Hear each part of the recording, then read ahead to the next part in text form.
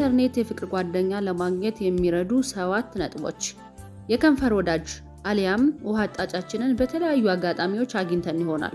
ሰዎች የህይወታቸውን ህይወት ለመፈለግ የተለያዩ ዘዴዎችን ሲጠቀሙ ማየቱ የተለመደ ነው።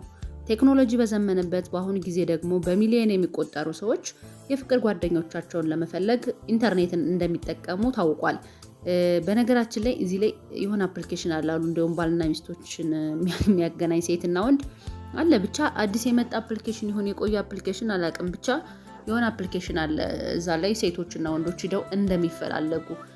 ምክንያቱም አሁን ጊዜው ሰልጥኗል። ይሄ በቤተሰብ ፍለጋው ምናምን ብዙ ነገሩ ቀርቷል አይደለ? በኢንተርኔት የሚደረጉ የፍቅር ግንኙነት መረጃዎች እንደሚያሳዩት በዓለማችን 91 ሚሊዮን የሚሆኑ ሰዎች የፍቅር ጓደኛ ለመፈለግ የሚያስችሉ መተግበሪያዎችን ይጠቀማሉ። ይሁን እንጂ አብዛኞቹ ግንኙነቱን እንዲቀጥል ሲያደርጉ አይታይም። ለምን ይመስልሃል ይሄ የሆነበት? በእንግሊዝ ዩጎ በተሰኘ የህዝብ አስተያየትና የመረጃ ካምፓኒ ባካሄደው የዳሰሳ ጥናት ምንም እንኳን 10% የሚሆነው የእንግሊዝ ነዋሪ የፍቅር ጓደኛ መፈለጊያ መተግበሪያዎችን ቢጠቀምም አብረው የሚዘልቁት ከግማሽ የሚያንሱት ናቸው ብሏል። በሱሴክስ ዩኒቨርሲቲ የታሪክ ምሁርና የፍቅር ጓደኛ አማካሪ የሆኑት ዞስትሬምፔል እውነተኛ የፍቅር ጓደኛችንን ለመፈለግ የሚረዱ 7 ነጥቦችን አስቀምጠዋል።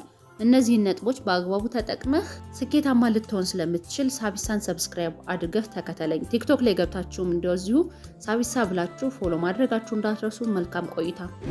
አንደኛውና የመጀመሪያው ወዳችሁና ፈቅዳችሁ እንጂ ተገዳችሁ በግንኙነት ውስጥ አትቆዩ። የተዋወቃችሁትን የፍቅር ጓደኛ ካልወደዳችሁትና እንዳልወደዳችሁት ከተሰማችሁ መቀጠሉ አስፈላጊ አይደለም። ያንን ሰው ካልወደዳችሁት ዳግም አታግኙት። እስኪ ልየው፣ እስኪ ልያት እያሉ መሞከር አስቸጋሪ ነው። አንዳንዴ ስሜታችንን ይጎዳናል። ስለ ራሳችን አሊያም ለሌሎች ያለን አመለካከትም አሉታዊ እንዲሆን ያደርገናል። ምናልባትም በኢንተርኔት ተዋውቃችሁ አይ ነው ልያት፣ እስኪ ላገኘው ልያት፣ በቃ ምን ችግር አለ ልየውና ልተወው የሚባል ነገር ህይወታችን ላይ የሆነ ክፍተት ወይም ደግሞ የሆነ ጫና ስለሚያመጣብን በቃ ወደን ካልሆነ ያ ሰው ጋር እቀጥላለሁ ብለን ካልሆነ ማግኘቱ ብዙ ጥሩ ስሜት ላይፈጥርብን ይችላል። ስለዚህ ብዙ ማንወደው ማንፈልገው ሰው ከሆነ ማግኘቱ ጥቅም የለውም። በዛ ላይ ደግሞ ያን ሰው ባገኘን ቁጥር የሆነ ነገሩ መጥፎ ሆኖ ብናገኘው፣ የሆነ ነገሩ የጠበቅነው መልክ እንዳልጠበቅነው ሆኖ ብናገኘው ለሰዎች ያለን አመለካከት ወይም በኢንተርኔት ለመጡ ሰዎች ያለን አመለካከት አሉታዊ ሊሆን ስለሚችል ወዳችሁና ፈቅዳችሁ እንጂ ተገዳችሁ ግንኙነት ውስጥ አለመቆየት። ሁለተኛው ልባችንን እንከተል። ስሜቱን ካልተጋራችሁት አሊያም ግንኙነቱን ካልወደዳችሁት ተውት። ግንኙነቱን ለማቆም ከወሰናችሁ ወዲያ ወለም ዘለም አትበሉ። ምንም እንኳን የኔ ጥፋት ሊሆን ይችላል ብለን ልናስብ እንችላለን፣ ነገር ግን የዚያኛው ሰውም ስህተት ሊሆን ይችላል። ስለዚህ ልባችን ነው መከተል ያለብን። ከልባችን ጋር በቃ ልባችን የሚለንን ነገር ነው እንጂ ማድረግ ያለብን ለሆነ ሰው ብለን አይ ይከፋታል፣ አይ ይከፋዋል በሚል እንትን ማድረግ የለብንም። ያን ሰው ከዛ ሰው ጋር ግንኙነቱን መቀጠል የለብንም። ልባችን መከተል ይኖርብናል።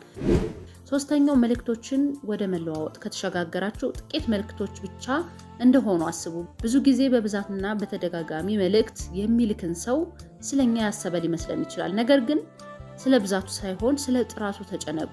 ከብዙ ያረቡ የሀሳብ ልውውጦች ጥቂት ጥሩ የሀሳብ ልውውጦች መልካም ስሜት እንዲሰማችሁ ያደርጋል።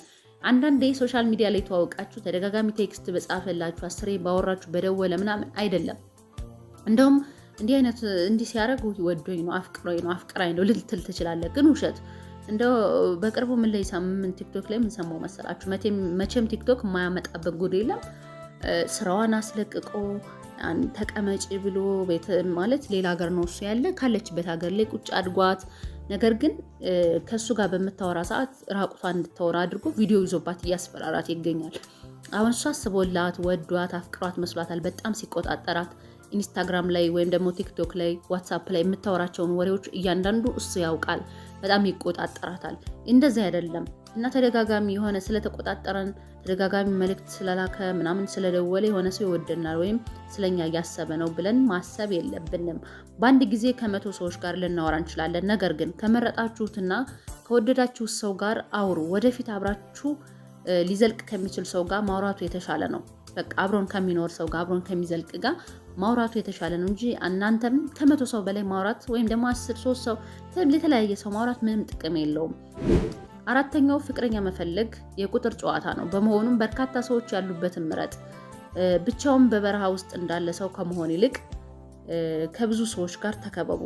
ከዚያም አንዱን መርጣችሁ ከእርሱ ጋር በፍቅር የመውደቅ እድል ይኖራችኋል። በመሆኑም አልማዙን ለማግኘት አፈሩን ማግኘት አለባችሁ። አቋራጭ መንገድ ተጠቀም። አቋራጭ መንገድ ስልህ አንዳንዴ በገንዘብ ያልሰራነውን መጠቀም ምናምን፣ ግን ስንሰራ የሆነ ለምሳሌ የሆነ ሳይድ ትምህርት ከሆነ ማስተርስ ምናምን ከመማር ዲግሪ ተምረን በአቋራጭ ደን ከሆነ ባለ ማስተርሱ ልንበልጠው እንችላለን። ስለዚህ የፍቅር ግንኙነት ዝም ብለህ አንተ የሆነ ብቻህን በረሃ ውስጥ ከመቀመጥ ሰዎች ባሉበት ቦታ፣ ሰዎች በተሰበሰቡበት ቦታ ፍቅረኛህን ለማግኘት እድል ይከፍትልሃል። 5ኛው መጀመሪያ ተራ ጓደኝነትን ማሰብ ነው። ስለ ፍቅር ጓደኝነት ስናስብ መጀመሪያ ስለ ጓደኝነት ማሰብ ግድ ይላል። በጓደኝነት የተጀመረ ግንኙነት መጨረሻው ያማረ ይሆናል። ወደ ህይወት አጋር የመቀየር አዝማሚያ ወይም ደግሞ ወደ ትዳር የመቀየር አዝማሚያው በመግባባት ጓደኝነት በመመስረት በመጀመሪያው ጥሩ ደስ የሚል ጓደኝነት፣ ኖርማል ጓደኝነት በቃ ተራ አለ አይደለ? ጀስት እንደ እህትህ እና ድሮ አብረሃት እንደተማረች እንደ ሰፈርህ ልጅ እንደዚህ ነገራችን አስበ ጀምር እንጂ በቃ የሆነችን ሴት ስታያት ገና አገባታለሁ ብለህ መወሰን ብዙ ጥቅም የለውም። ልትጎዳ ስለምትችል ያችን ሴት ኢንተርኔት ላይ ስታያት አብሬያት እኖራለሁ ሳይሆን እስኪ ጓደኛዬ ትሆን ወይም ደግሞ ጓደኛዬ ላድርጋት፣ በቃ ጀስት እናውራ እስኪ ስለ ልጅነታችን፣ ምን አይነት ልጅ ናት፣ እንዴት አደገች፣ እኔ የሚያደግኩበትን ልንገራት በሚል ብትጀምረው ለአንተ የተሻለ ይሆናል። ነገ ላይ አትቸገርም። የሆነ ነገር ሀፕን ቢያደርግ እንኳን ብዙ ስለማትቸገር ወይም ደግሞ ከሷ ጋር ከዛች ሴት ጋርም ሰፊ ወሬ ለመጀመር ሰፊ ወሬ ለማውራትም መጀመሪያ ለአንተ የሚመቸው ለእሷም ደግሞ ደስተኛ ሆና ልትቀርብህ የምትችለው ከተራ ጓደኝነት ስትጀምር ነው። እንደ ተራ ሰው ቅረባትና ተራ ጓደኛ ሆና ጀስት ጓደኛ ብቻ። ከዛ በጊዜ ሂደት ወደ ፍቅር ትቀይሩታላችሁ እንጂ ኢንተርኔት ላይ የሆነችን ሴት ስላየ ብቻ የኔ ቆንጆ የኔ ፍቅር ምናምን ብለህ መሟዘዝ የለብህም። በመጀመሪያ በጓደኝነት መቅረብ ይኖርብሃል። 6ኛው ደረቅ አትሁኑ። ምን እንደሚማርካችሁና እንደማይማርካችሁ ልታስቡ ትችላላችሁ። ይሁን እንጂ ከዋክብቶችን ስትቆጥር ጨረቃውን ታጣለህ እንደሚባለው ምርጫችሁን በጣም ካጠበባችሁት እናንተን አጥብቆ የሚፈልግ ሰው ልታጡ ትችላላችሁ። ውሃ አጣጭህን በሂሳብ ስሌት ማግኘት አይቻልምና ማለት ነው። ስለዚህ ደረቅ መሆን የለብህም። ደረቅ ሰው አትሁን። ምን ማለት ደረቅ በሆነ ነገር ምንም የለው። ደረቅ የሆነ ምግብ ማን ይወደዋል? ደረቅ ያለ ነገር ማን መብላት ይወዳል?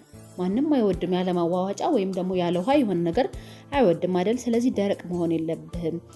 ደረቅ መሆን ምን አይነት ነው ብትል፣ ለምሳሌ እኔ የምፈልጋት እንዲህ መሆን አለብሽ፣ እንደዚህ መሆን አለብሽ፣ እኔ እንደምፈልገው ማለት የለብህም። እንደዛ ከሆንክ ፍቅረኛ ልታገኝ አትችልም። የትዳር አጋር ሊኖርህ አይችልም።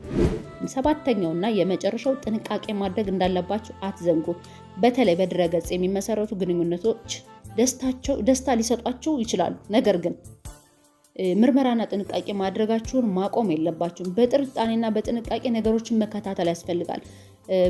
ለምን መሰለ? ሶሻል ሚዲያ ላይ ስትተዋወቁ በጣም ብዙ አይነት ሰው ልትተዋወቁ ትችላለህ። በጣም ብዙ አይነት። አንዳንዴ መጥፎ ወደ አንተ ህይወት የመጣችው ያቺ ሴት መጥፎ ነገር ልታደርግህ ቢሆንስ? ህይወትህን ልታሳጣ መስዋዕት ልታስከፍል ቢሆንስ? ይሄን ነገር ስላለ ሁልጊዜም ጥንቃቄ በተሞላበት በጥርጣሬ መንገድ መቅረብ አለብህ። ያንቺን ሴት በደንብ እስክታውቃት ድረስ እንጂ ማንነትህን አሳልፈ መስጠት የለብህም። ምናልባትም ፎቶም ከሌለ ሶሻል ሚዲያ ላይ ፎቶ ልትልክላት ላይ ይገባ ይችላል በደንብ እስክታውቃት። ከዛ ሲቀጥል እንደ የተገላለጡ ፎቶዎችን ሴቷን ብትሆኚ ወንዱም ቢሆን ይሄን ነገር ማቆም አለባችሁ። ነገሮችን በጥንቃቄ ማየትና መመርመር ይኖርባችኋል። ውድ የሳቢሳ ቤተሰቦች የዛሬው ፕሮግራም ይሄን ይመስላል። ለሳቢሳ ሚዲያ አዲስ ከሆናችሁ ሰብስክራይብ አድርጉ። ቲክቶክ ላይ ገብታችሁም ፎሎ አድርጉኝ። መልካም ጊዜ